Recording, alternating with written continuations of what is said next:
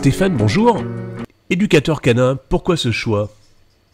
Alors, il y a eu deux événements marquants dans ma vie. Il y a eu tout d'abord le fait que je sois fils unique et que j'ai grandi avec un chien. Donc ça m'a permis de développer mon amour pour eux. Et puis j'ai eu l'armée, à l'époque il y avait le service militaire, où j'ai eu l'occasion d'être maître chien et de passer mes premiers diplômes dans le monde canin. Voilà les deux événements marquants dans ma vie. Et ça fait à peu près 20 ans que je suis éducateur. Et là je suis directeur de l'association canine du Haut-Forêt depuis 2 ans et demi. Alors on reviendra après donc, sur l'association. Votre premier chien? Droopy, un croisé, chien de chasse, mon compagnon. Hein, il a accompagné mon adolescence avec tout ce que ça comporte. Et voilà, je l'ai perdu, il était vieux, il avait 18 ans. Donc j'ai grandi avec lui. Ça a vraiment été le copain d'enfance. J'ai passé énormément de temps avec lui, donc j'ai appris à le connaître, j'ai appris à lire les codes canins. Et puis encore une fois, l'armée derrière qui a finalisé la chose. Donc voilà, et c'était évident pour moi que je continue là-dedans. Voilà, donc c'est vraiment un métier de passionné. Alors ce métier il consiste en quoi, réellement? Alors, éducateur, on éduque les chiens, et comportementaliste, on règle les troubles du comportement. Donc c'est pas du tout la même chose. La domestication n'a pas pris en compte les besoins du chien, et donc on crée des troubles du comportement parce qu'on n'apporte pas les besoins physiologiques et psychologiques qu'ils ont. Donc on fait des erreurs et ça crée des troubles qu'on est obligé de corriger.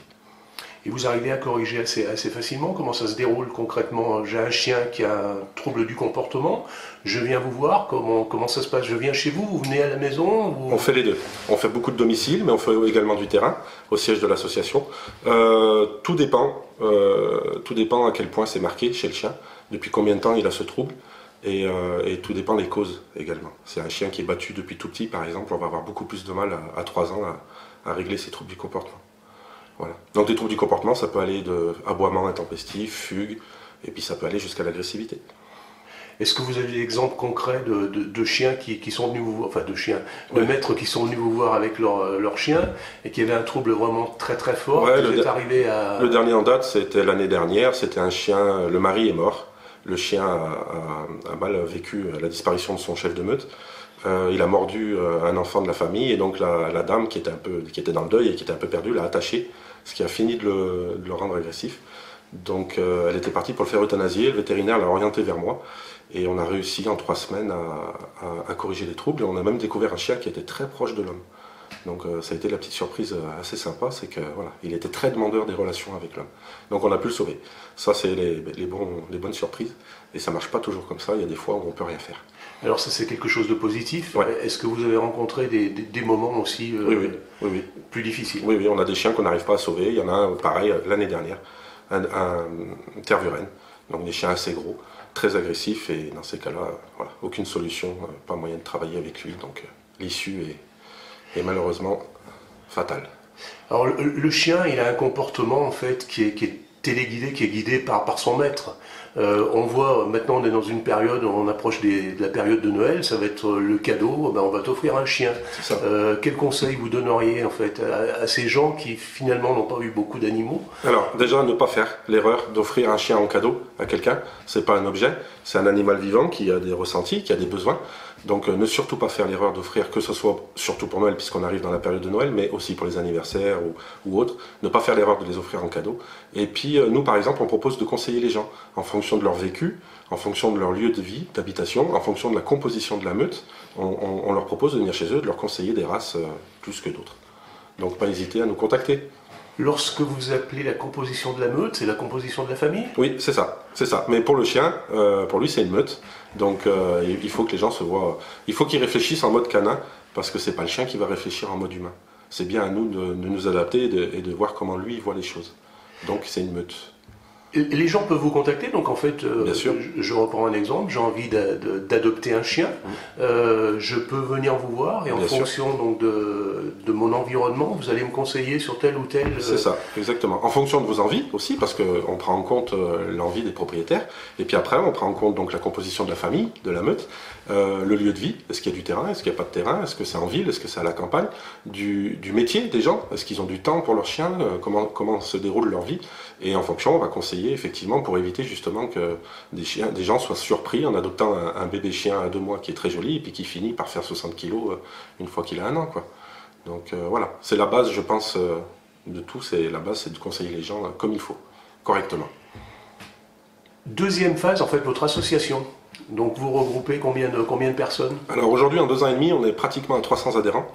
Donc c'est énorme. Je pense qu'on répond vraiment, on a vraiment une approche différente des clubs ou des structures qui existent déjà, où on a une approche où on privilégie les besoins du chien. Et je pense qu'on répond vraiment à une attente. Enfin, en tout cas, le fait qu'il y ait presque 300 adhérents, ça, pour moi, ça signifie qu'on répond à une attente. Et les gens sont de plus en plus sensibles à l'intérêt de leur animal et aux besoins de leur animal. Donc voilà, on propose différentes choses. Donc on a dit conseiller les races. Et puis après, on propose beaucoup d'activités. Pour moi, le manque d'activités, c'est déjà une forme de maltraitance. Donc l'idée, c'était vraiment de créer le maximum d'activités pour que les gens puissent s'éclater avec leurs chiens. Voilà. Vous avez des lieux de rencontre ou oui, alors il y a le siège de l'association qui a 2 hectares au milieu des bois. On a des étangs, on a une rivière qui traverse, donc c'est un cadre idyllique dans lequel on peut laisser courir les chiens en toute liberté.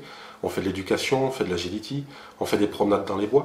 Moi j'adore aller me balader, donc j'ai proposé ces canirando un dimanche par mois, et en pensant qu'il y aurait 2 ou 3 personnes qui viendraient avec moi, et puis au final, quand il y a les beaux jours, il y a une trentaine de chiens, quoi. Donc ça se passe super bien, et voilà, on sociabilise en plus, par la même occasion, on sociabilise les chiens. Donc voilà, beaucoup d'activités, beaucoup de projets pour l'avenir. On a le projet de faire de la rééducation par l'eau, pour rééduquer les chiens opérés ou les vieux chiens qui sont arthrosés ou qui ont des rhumatismes, voilà, pour pouvoir les soulager. Et on a pas mal de choses. On a une ostéopathe qui intervient, qui est capable de faire des massages et d'intervenir sur les boiteries. Et voilà, beaucoup de projets, beaucoup de choses faites et beaucoup de projets encore pour l'avenir. Donc vous êtes un homme heureux, c'est vrai?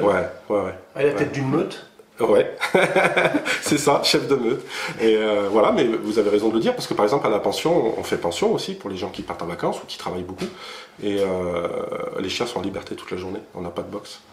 Donc pour que ça se passe bien, il faut que je sois moi identifié comme chef de meute. Donc je le suis. Eh bien écoutez, merci, bonne continuation. Puis on va peut-être rencontrer Émilie, qui, de par justement cette passion pour les animaux, est venue vous voir et puis a adopté un chien. Et au moment de l'adoption de ce chien, elle est venue vous demander conseil. Et maintenant, fait partie de l'association. Exactement, et qui est bien investi. Je vous remercie. Donc du coup, effectivement, je suis bénévole et adhérente dans l'association de Stéphane, et du coup j'ai mon chien Dino qui est couché juste là. Voilà, donc on a bénéficié de conseils pour notre chien qui est plein de fougue. Quand on le voit, on a l'impression qu'il a 1 an ou 1 an et demi, mais en fait c'est un pépé. Il a 10 ans.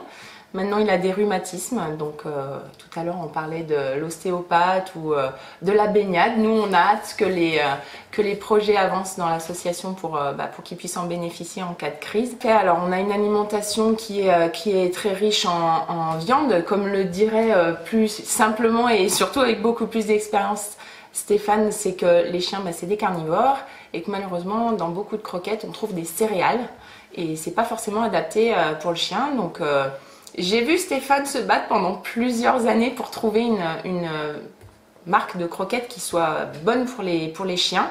Et ça y est, on a trouvé, et on a vu la différence sur notre chien qui avait des problèmes digestifs, qui n'en a plus. Et je vous disais tout à l'heure, récemment sur le chat, parce qu'on propose aussi des croquettes pour les chats. Et on voit la différence sur le poil, sur l'énergie, sur effectivement les problèmes digestifs s'il y en a. On a des chiens épanouis et gourmands et gourmets du coup. Qu'est-ce qu'elle vous apporte cette association? De la sérénité. Voilà, tout à fait, parce que quand on part, qu'on doit laisser son chien, on n'est jamais bien content de le faire parce que s'il fait partie de la famille, donc le laisser c'est pas évident, mais au final quand on le laisse à l'association canine du Haut-Forêt, on se dit chouette, il part en vacances. Nous on part en vacances de notre côté, on trouve pas forcément des lieux où on peut l'emmener tout le temps et malgré tout on part serein en se disant chouette, il va passer des vacances, il va aller voir des copains, il va s'amuser, comme je disais il bouge beaucoup, jouer toute la journée avec d'autres collègues parce qu'il n'est pas enfermé dans un box, c'est trop bien. Donc voilà, on le voit quand Stéphane vient nous livrer les croquettes, il lui fait la fête comme si c'était un membre de la famille. Tout à l'heure, il disait qu'il était le chef de meute, c'est là aussi qu'on le reconnaît.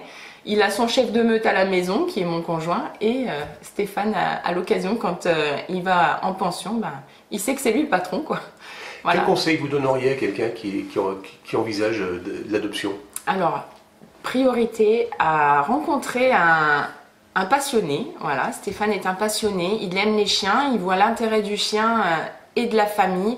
Il faut le rencontrer pour pouvoir bénéficier de conseils sur la race du chien et puis avoir aussi une plus grande vision sur tous les problèmes que ça peut engendrer parce que souvent on se dit oh il est joli, il est doux et on pense pas à tous les inconvénients que ça peut avoir aussi et je pense que c'est important, il y a des gens qui se rendent pas compte et qui du coup après vont se tourner vers l'abandon. Alors je suis pas sûre que ce soit un choix facile à faire, je pense que c'est même compliqué mais en même temps il y en a, ils trouvent pas d'autres solutions. Et c'est certainement parce qu'ils n'ont pas eu de conseils et qu'ils sont arrivés sur un chien qui n'est pas adapté à leur vie. Alors il ne faut surtout pas abandonner les chiens, hein, c'est pas ce que je dis, mais au contraire, bien prendre soin de choisir correctement son animal. L'association, elle propose ça gratuitement et je pense que quand c'est gratuit, il faut aussi en profiter, quoi. Il ne faut pas abandonner, se dire de toute façon, ce chien il n'a pas fait pour moi. Oui, peut-être, mais il y a des solutions. On peut l'éduquer peut-être pour que la vie soit plus facile avec lui. Et voilà. Mais avant tout, bien choisir son animal, c'est peut-être aller voir un professionnel comme Stéphane pour s'informer. Voilà, j'ai proposé ça à ma sœur. On attend qu'elle prenne sa décision pour se lancer, mais elle m'a dit oui, c'est une super idée, effectivement, par rapport à notre maison, nos vies, en fonction du travail, c'est important d'avoir un animal qui puisse bien se fondre dans la famille, quoi, tout simplement. Alors vous vous trouvez bien au sein de cette association? Oui. Elle m'a fait renaître un peu quelque part. Alors c'est très personnel, mais j'ai quitté mon emploi il y a peu de temps. J'étais pas bien du tout parce que c'était difficile de quitter cet emploi-là. Et en même temps, Stéphane m'a boosté. Il m'a dit allez, il faut pas que tu restes comme ça. On a fait le forum des associations il y a pas très longtemps sur Saint-Étienne. Ça m'a boosté vraiment. Je me suis dit oui, après tout. Du bénévolat, j'en ai fait dans des associations musicales, des choses comme ça plus jeunes, mais je m'étais jamais tournée vers ça plus pleinement, je dirais. Et là, c'est une découverte et je dis souvent aux gens, je vais mieux parce que je donne sans attendre en retour en fait. Voilà, donc ça m'a fait beaucoup de bien effectivement et je le remercie pour ça, c'est important. Donc une belle expérience à poursuivre. Tout à fait. Merci Émilie. De rien.